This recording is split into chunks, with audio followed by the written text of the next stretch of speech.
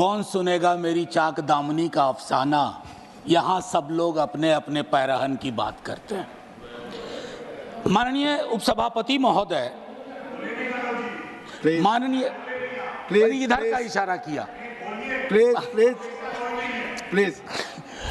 माननीय उपसभापति महोदय, मैं बजट पर आने से पूर्व प्री बजट कंसल्टेशन पर 30 सेकंड बोलूंगा। प्री बजट कंसल्टेशन होता है माननीय उपसभापति महोदय।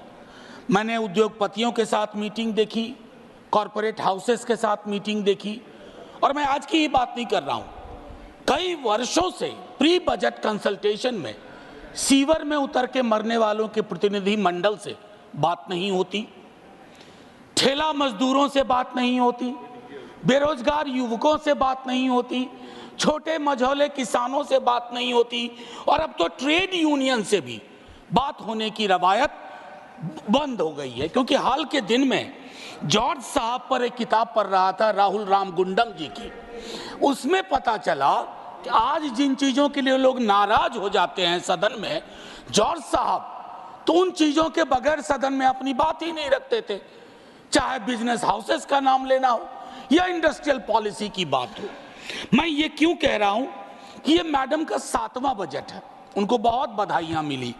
सर, 7 साल पुराना तो नहीं हूं, 6ठी बार मैं माननीय वित्त मंत्री जी के समक्ष आर्टिकल 39 क्लॉज सी, और मैं चाहता हूं सब लोग पढ़ें कि हमारा बजट हमारे प्रियम्बल में है डिग्निटी, जस्टिस, इक्वालिटी। हमारा बजट उसको कितना रिफ्लेक्ट करता है। आर्टिकल 39 सी जो कंसंट्रेशन ऑफ वेल्थ की बात करता है माननीय उपसभापति महोदय, कि राज्य की कोशिश होनी चाहिए कि इनकम इनइक्वालिटी इस रूप में ना बढ़े। मैं नहीं बताना चाहता कि 90% संसाधन किसके कब्जे में है। माननीय सभापति महोदय, आय की इतनी बड़ी असमानता,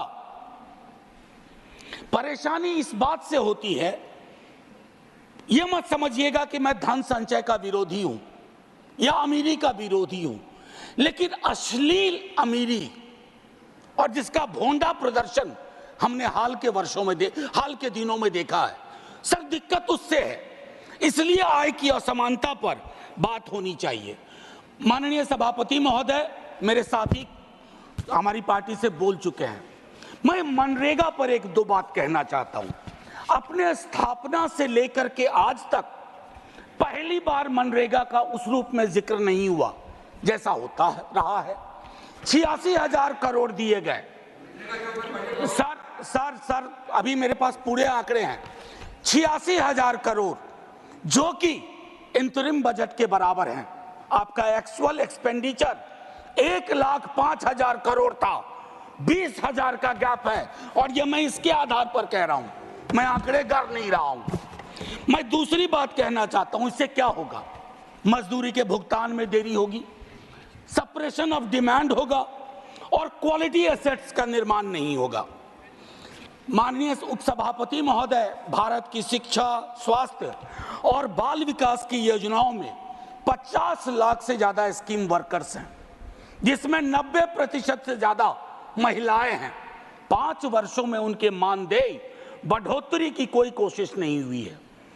महोदय, कोरोना का पूरा भार किसकी लाश है, कौन बीमार है, इन्होंने उठाया। आपने इसकी मानदेय, चाहे आशा, ममता, आंगनवाड़ी, रसोईया आदि, कृषि को लेकर के एक बड़ी आबादी है, 65-70% अभी भी निर्भर है। खेतीहर मजदूर, छोटे मझौले किसानों, उनकी दिक्कतें अलग हैं। माननीय उपसभापति महोदय, कृषि के आउटपुट का आंकड़ा भी सवालों के घेरे में है, लेकिन सवाल लेंगे नहीं। Legal guarantee to MSP, what stops you? Please, मैं चाहता हूं इन चीजों पर खुल के बात हो। सर, 24 के मैंडेट की एक खास बात है, मैं पहले कह चुका हूं, दोनों पक्षों के लिए एक संदेश, हमारे लिए संदेश है what you have done is not enough, और उनके लिए संदेश है एक्नॉलेज करो दिक्कत कहां है। एक्नॉलेजमेंट है इस बजट में सर, मैं इनकार नहीं करता हूं, एक्नॉलेजमेंट है। प्राथमिकताओं की बात होती है। कहा गया 4 जातियां हैं सिर्फ, कृषक, युवा, महिला, अन्नदाता, 4। सर ये सोशियोलॉजिकल एंथ्रोपोलॉजिकल इंस्ट्रूमेंट का बेजा इस्तेमाल है। इस देश में जाति हकीकत है सर, 100 दफा बोल चुका हूं और मैं कह रहा हूं कि जब तक आप जातिगत जनगणना नहीं करवाएंगे, आपकी टारगेट स्पेसिफिक नहीं होगी, आपका बजट मीनिंगलेस होगा, आपकी नीतियां लोगों तक नहीं पहुंचेंगी। सर पे हाथ रखने से, आंख पर हाथ रख लेने से हकीकत नहीं बदलती है सर। और I must tell you, idea which has arrived, you cannot kill that idea. Caste census is that idea. Sir बेरोजगारी को लेकर के तकरीबन 27-28 करोड़ का बैकलॉग है सर, और बेरोजगारी की कहानी अद्भुत है। एक बड़ी आबादी है जो डिस्गाइज्ड अनएम्प्लॉयमेंट में है, कुछ अंडर एम्प्लॉयमेंट में है, अंडर एम्प्लॉयमेंट, कुछ उस बस 1-1.5 मिनट और लूंगा, कुछ उस सीमा को पार कर चुके हैं। आप 80 लाख की बात इस बजट में करते हैं। आपको प्रतिवर्ष 5-6 करोड़ रोजगार और नौकरी की व्यवस्था करनी होगी, तभी जाकर के ये जो डेमोक्रेटिक डिविडेंड है जो आप लोग कहते हैं, उसको आप एड्रेस कर पाएंगे।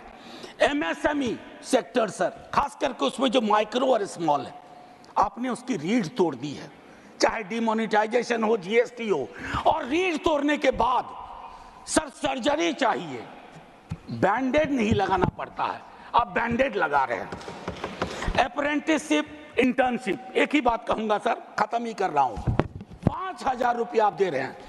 एक तो कहते हैं विल नज द कॉर्पोरेट हाउस, मैंने नज का हिंदी अनुवाद देखा, कोहनी से धक्का मारना होता है।